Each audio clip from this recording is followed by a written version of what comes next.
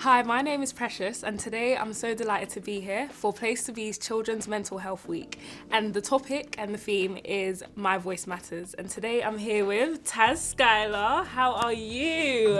I'm good. How are you? I'm good. But let's get into the subject of matter today. Cool. So the first one I have is listen. So how important do you think it is to listen to people? If you don't listen, sometimes it could be really hard to even know what it is that would stand to be heard. Yeah. You know what I'm saying? Or would stand to be listened to. And by the same measure, if you don't listen, you can't really expect for anyone to listen to you back. Yeah, I understand. You know what I mean? Yeah. How do you feel about it? Yeah, because normally when my friends are going through a tough situation, Yeah. they would want me to listen to them instead of speaking or attacking Yeah. them. Because if you don't listen to someone, then they won't be comfortable to share with you how they actually feel. Yeah. And because we're talking about mental health, I feel like listening to people is such an important thing. Yeah. And also it took me I'm like a very solution-based person. Like if someone says something, my instinct is to go cool, so what are you or what are we or what are I doing about it? Yeah. And it took me a really long time to figure out that actually sometimes people just want you to listen. Exactly. And they don't want you to come up with a solution for it. Mm-hmm. They don't want you to make them feel better about it, Yeah. or make them feel worse about it in any which way. They just want someone to actually listen, not just sort of sit there and nod, but take in what they're saying. Yeah. And acknowledge that it's true. Yeah, I agree. Yeah. Thank you so much. No Okay, worries. the next one. I love the cue card. Yeah, it's Cue nice, cards are it's cool. cute. Expression. Okay, so are there different ways to have a voice? So for example, music, art, film or dance. How can we express our voice? So when we're talking about listening, sometimes a way to be listened to is by putting that into art. To do the dangerous thing of putting something that's really true and that really means something to you onto something. Yeah. And having people listen to it or see it or hear it or feel it.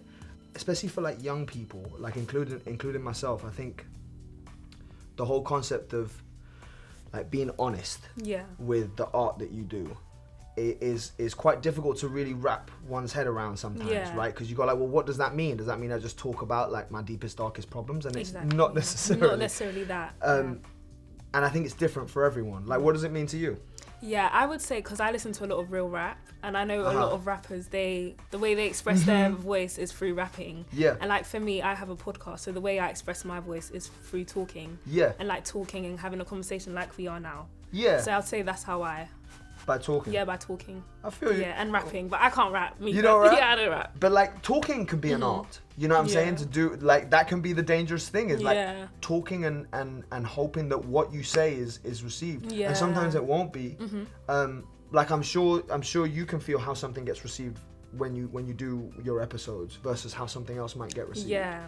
And then you have to kind of process that as well, right? Yeah. And have an opinion about it. But so I was gonna say, how would you express your voice? But then again, you're putting on a character, so it's different. I mean, I act and I write, and I guess my expressing my voice is something that I'm constantly trying to find. Okay.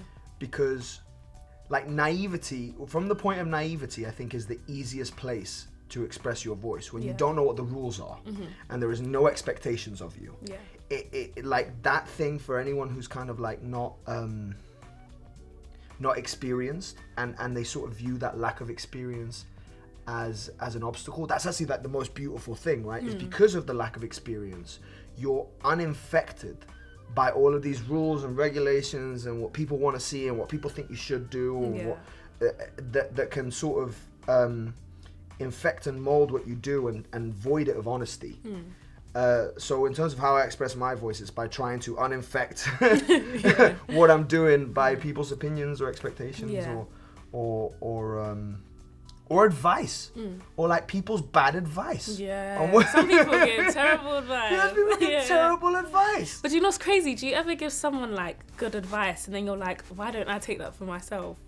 I don't know how to explain that. No, but I think the taking of the advice isn't necessarily the merit shouldn't be judged on whether you took your own advice or not. It's Like, even the fact that you've noticed it. Yeah. That you don't take your own advice sometimes. Yeah. Because when you feel something, you feel it. And you can't necessarily just objectively do something about it all the time.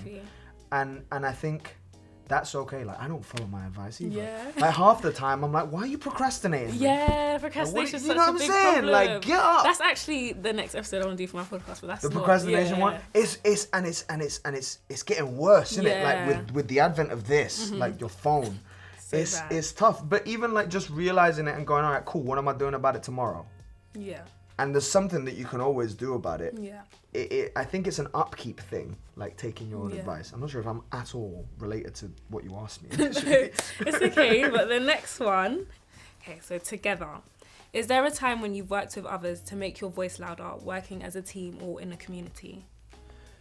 Yeah, I think all of us, like, there's 1, 2, 3, 4, 5, 6 people in this room right now. You know what I mean? Like, I don't think anything can really be done solely by oneself. Yeah. And there's some people that I've made my voice louder with at a given time that I've remained friends with for ever. Exactly. And even with like mental health week, if you know that you have like a family behind you, it won't be as tough to go through whatever you're going through. Yeah. I'm feeling like you can talk to them about it.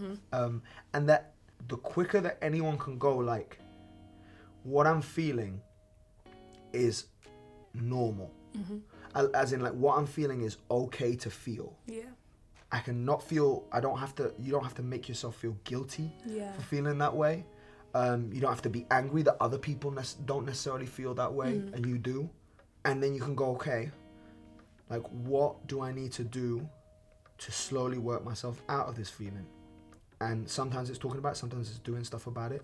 Sometimes it's being in a space with other people. Yeah. Or maybe it's none of those. Maybe it's going to bed. You just need some rest. Maybe you just need to sleep. Yeah, literally. Like a good night's sleep. Yeah. That's a very simplistic way to sort of go about it. But yeah. Thank you so much for your time. No, I've actually loved this conversation so much. likewise. I always enjoy it with you. Yeah, thank you.